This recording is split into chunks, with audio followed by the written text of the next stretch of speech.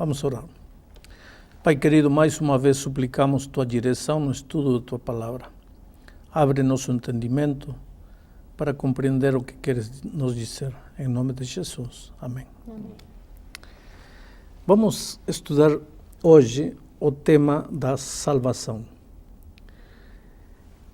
Para começar, quero ler o texto de Romanos 5, versículo 12. Diz assim: Portanto, assim como por um homem entrou o pecado no mundo, e pelo pecado a morte, assim também a morte passou a todos os homens, porque todos pecaram. A Bíblia é categórica ao afirmar que todos os seres humanos nascemos e vivemos em pecado. Adão e Eva eram criaturas perfeitas. Misteriosamente, porque a Bíblia descreve, a Bíblia conta a história, mas a Bíblia não explica, não dá detalhes. Por que no coração de seres perfeitos como Adão e Eva, de repente nasceu o desejo de desobedecer a Deus? Não sabemos, é um mistério. Mas no momento em que eles desobedeceram, aconteceu outra coisa misteriosa. Eles perderam a natureza perfeita com que tinham sido criados e tomaram a natureza pecaminosa. Se você me perguntar o que é natureza pecaminosa, a natureza pecaminosa é aquela inclinação desesperada para fazer o mal, a tendência natural para fazer o mal. Para sermos pecadores não precisamos cometer pecados. Para sermos pecadores basta nascer. O ser humano já nasce pecador.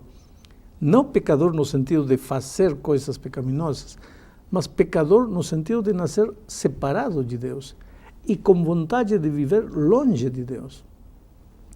Essa vontade pecaminosa, essa natureza pecaminosa, ela não pode obedecer a Deus. Então nós precisamos ser transformados pelo poder maravilhoso de Cristo. A isso, biblicamente, se chama o precioso, miraculoso trabalho da conversão. Mas nosso tema hoje não é a conversão, é a salvação.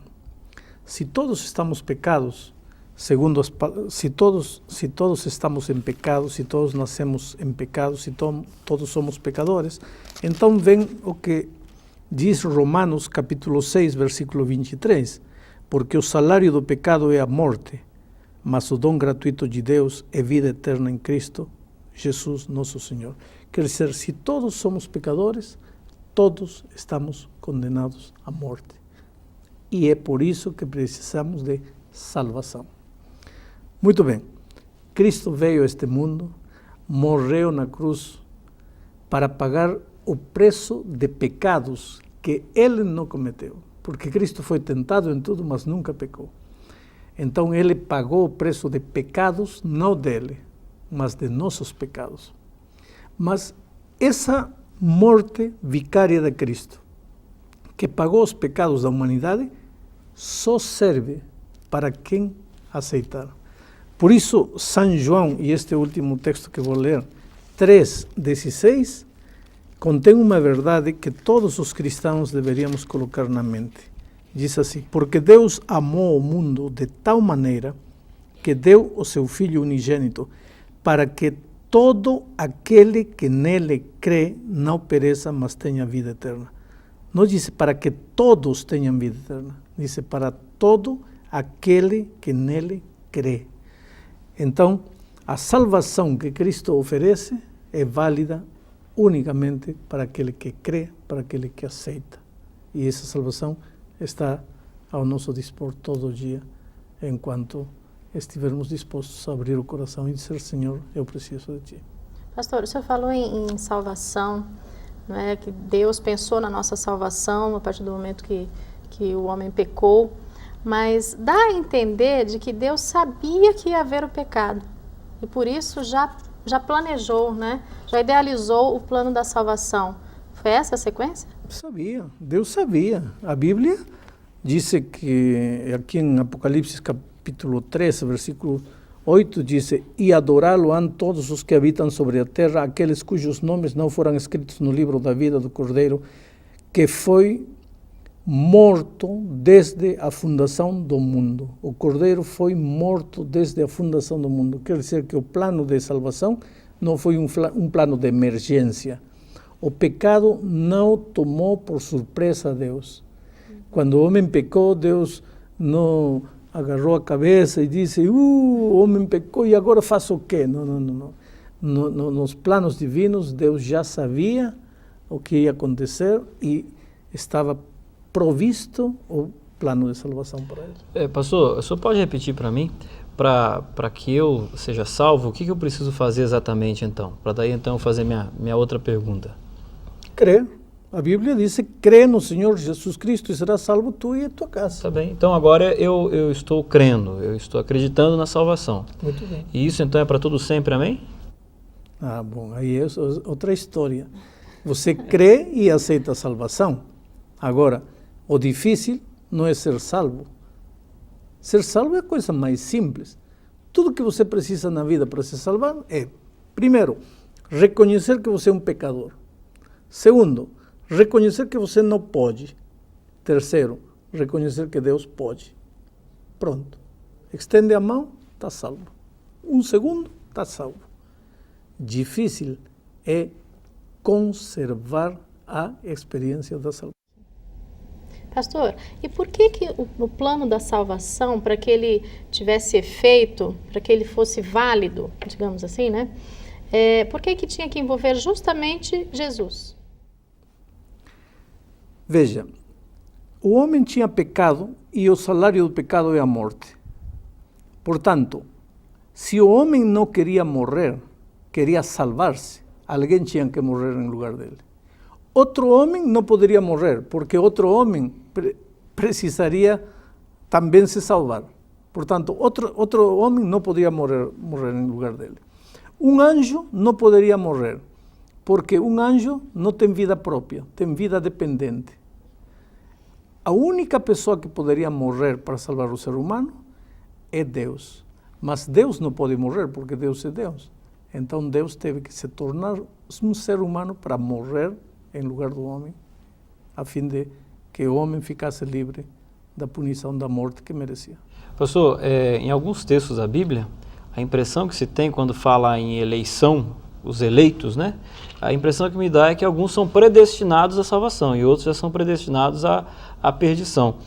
Como é que eu vou saber? Bom, se existe a predestinação à salvação, primeira pergunta, como é que eu vou saber se eu sou predestinado à salvação ou à perdição? Aqui em Romanos, capítulo 8, versículos 29 e 30, está essa expressão predestinação, veja. Diz assim, porquanto aos que de antemão conheceu, também os predestinou para serem conformes à imagem de seu Filho. Todos os seres humanos vêm a este mundo predestinados para salvar-se, predestinados para ser a imagem do Filho de Deus. Todos, não há um ser humano que venha predestinado a morrer. Predestinado. A palavra predestinado quer dizer destinado antes de. Vou fazer um exemplo. Este óculos, quando foi fabricado, foi predestinado para ir nos olhos. É dizer, fabricado, propósito, ir nos olhos. Isso quer dizer que eu vou colocar sempre nos olhos? Não. Se eu quiser, eu vou querer beber água com o óculos. Só que ele foi predestinado para ir nos olhos. O ser humano foi predestinado para ser salvo. Isso quer dizer que todo mundo vai se salvar? Não. Porque se o homem decide andar no caminho do erro, vai se perder. Mas não é porque não foi criado com um predestino, com um pré-objetivo. O objetivo é se salvar-se. Só que a salvação não depende do plano que Deus tem para o ser humano. A salvação depende da decisão do ser humano. Pastor, eu ainda não estou 100% convencida com relação a esse assunto de predestinação. Porque, veja, voltando inclusive ao próprio Éden, não é? Deus, o Senhor disse para nós agora há pouco, que Deus já tinha o plano da redenção na sua mente, porque sabia que o pecado ia entrar no mundo. Isso não significa que já estávamos então destinados ao pecado, a toda essa história. Deus sabia o que ia acontecer, ou seja, isso não tinha como ser diferente, né? O destino já estava traçado ali. Destino não. Escuta uma coisa. Tem gente que pergunta assim: pastor, Deus sabe que vou me perder ou vou me salvar? Claro que Deus sabe. Deus é Deus. Deus conhece o futuro desde agora. Tudo que vai acontecer daqui a 1000 anos ou 1 milhão de anos, Deus sabe. Deus é onisciente, sabe tudo, sabe o passado, o presente e o futuro. Então, Deus sabe se eu vou me salvar ou vou me perder? Claro que sabe. Então, as pessoas perguntam assim: então, se Deus sabe que vou me salvar, para que me preocupo? Já vou me salvar. Ou se Deus sabe que vou me perder, para que eu estou querendo me salvar? Já vou me perder. Isso seria destino. A Bíblia não apoia a ideia de que de que existe destino. Mas Deus sabe. Agora, o que tenho que entender é que se eu vou me perder, não é porque Deus sabia que eu ia me perder. Se eu vou me perder é porque eu decidi perder-me, não porque Deus sabia. Mas Deus, por ser Deus, conhece tudo. Quer dizer, o pré-conhecimento de Deus não determina as coisas. As coisas são determinadas pela decisão humana, mas Deus, por ser Deus, conhece tudo. Pastor, olha só, uma pessoa, ela quer a salvação, ela deseja a salvação. O que ela precisa fazer? Eu acho que a pergunta seria assim: o que eu faço e o que Deus faz? Qual é o que cada um deve fazer? Você não pode morrer por você mesmo, Cristo morre por você. Cristo não pode crer por você, você tem que crer. Essa é a parte de Deus e essa é a parte do homem. Mas eu tenho que me esforçar de alguma forma? Eu preciso comprar, pagar de alguma forma? Tem outro tema onde vamos estudar a salvação pela graça. E aí vamos enfatizar durante 20 minutos que a salvação é unicamente pela graça. Então, pastor, se eu aceito o plano da salvação, aceito a Jesus como meu Salvador, confesso meus pecados, a partir daí não preciso fazer muita coisa mais com relação à minha salvação? Preciso manter uma vida constante de uma vida cristã? Preciso estar ligado a uma igreja? Preciso de tudo isso para manter a minha salvação que Jesus já me deu de graça? Você tem que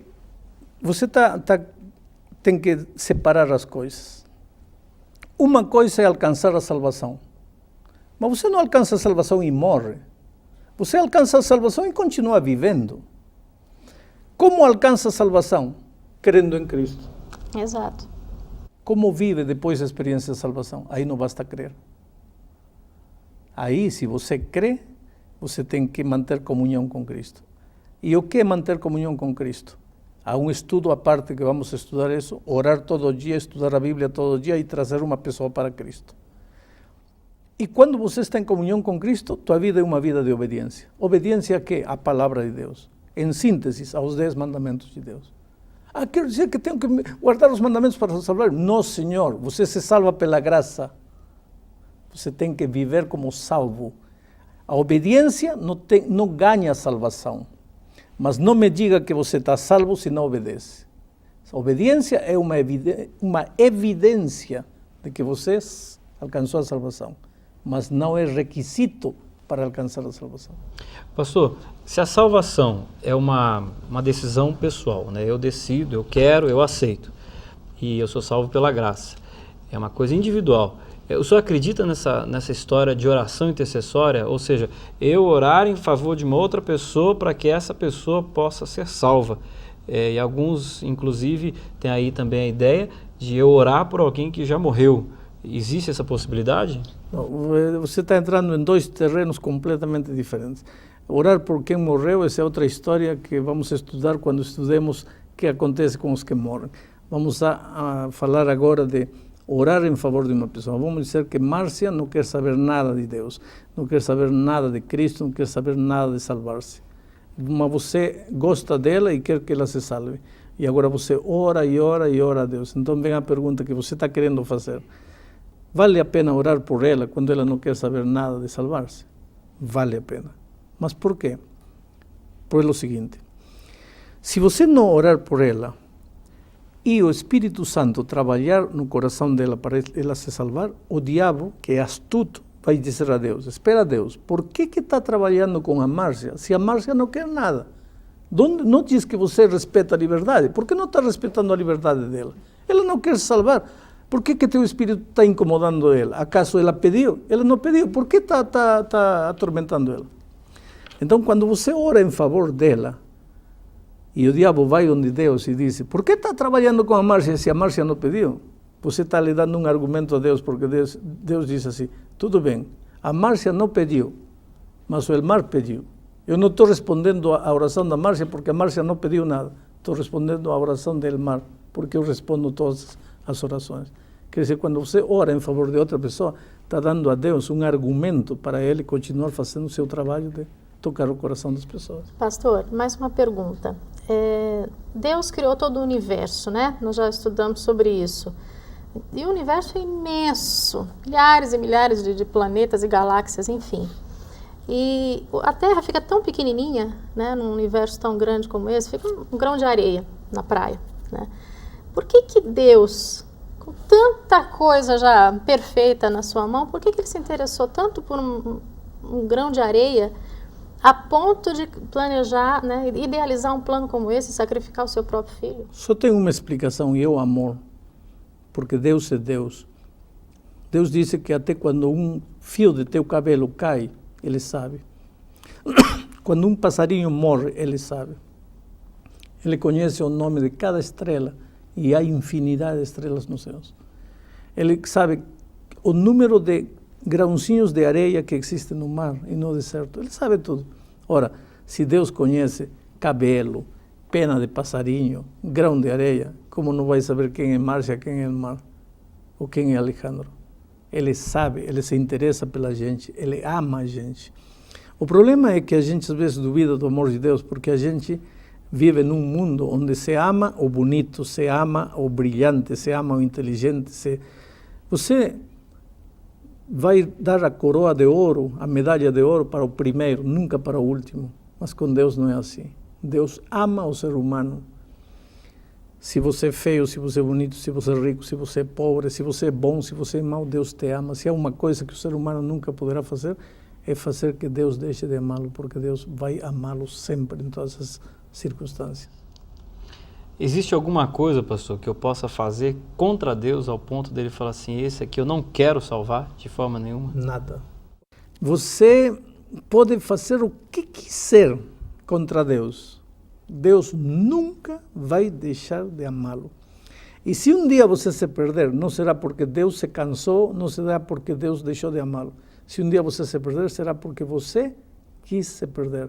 De tanto você dizer não, não, não, chega a um ponto de não retorno, um ponto em que você começa a andar para lá. E aí se acabou a história de você.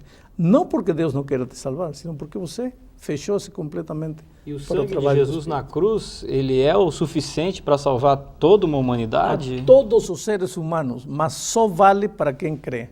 Isso que diz São João 3,6. Deus amou o mundo de tal modo que deu seu Filho unigênito para que todo aquele que crê.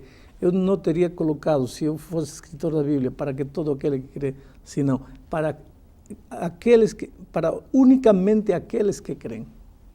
Unicamente aqueles que creem.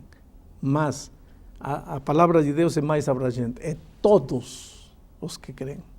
Sem exceção, sem diferença. E vamos terminar o estudo querendo te dizer uma coisa. Veja, tua vida pode ser, neste momento, a pior das vidas. Você pode estar no fundo do poço. Você pode sentir-se um pecador que não tem perdão. Desde o ponto de vista humano, talvez não haja perdão para você. Mas se não houvesse esperança para você, Jesus não teria deixado tudo, não teria vindo à cruz a morrer.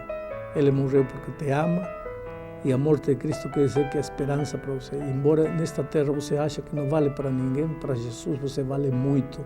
Portanto, levante-se, acredite no amor de Cristo e comece uma nova vida. Que Deus te abençoe.